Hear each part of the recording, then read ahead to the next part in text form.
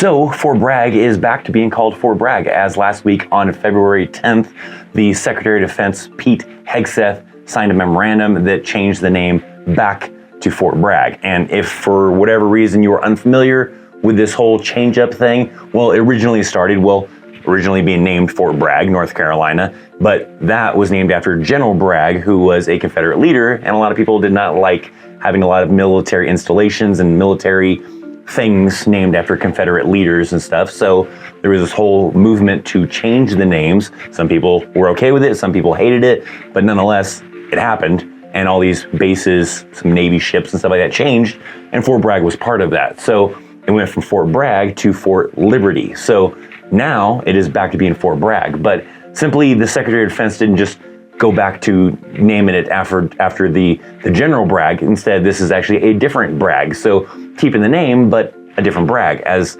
this is a PFC Bragg who received a Silver Star, a Purple Heart for some heroism that he did during World War II. So a different Bragg, but returns it back to the original name, Fort Bragg.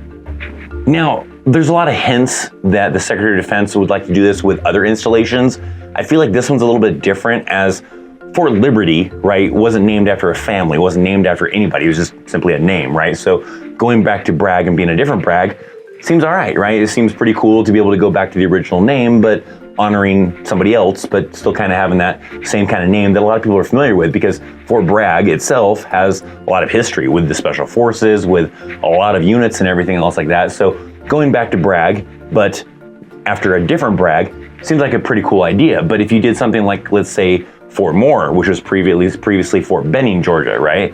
If you go back to Fort Benning, but even if you find, like, say, a different Benning in this case, the Moore family is probably gonna be a little bit upset, right? That would be the same with, like, Fort Cavazos going back to Fort Hood. The Cavazos family would probably be a little bit upset with that, right? Because it's actually a family name, right?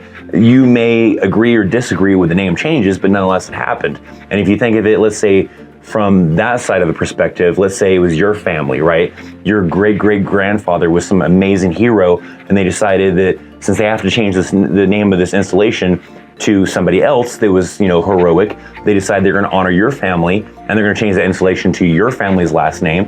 Probably a pretty cool honor. And then if they go and they change it back to, let's say, the same name, but let's say it's a different person with that same last name, still kind of sucks probably for you and your family. So there are people that are out there like that where it probably affects them if they change the name back to the original name, but honor a different family.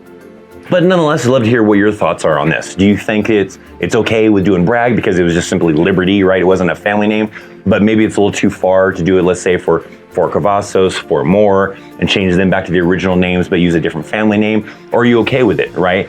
So I'd love to hear your comments down in the comment section down below. Do you think they should change the other ones back to the original ones and honor a different family type of thing?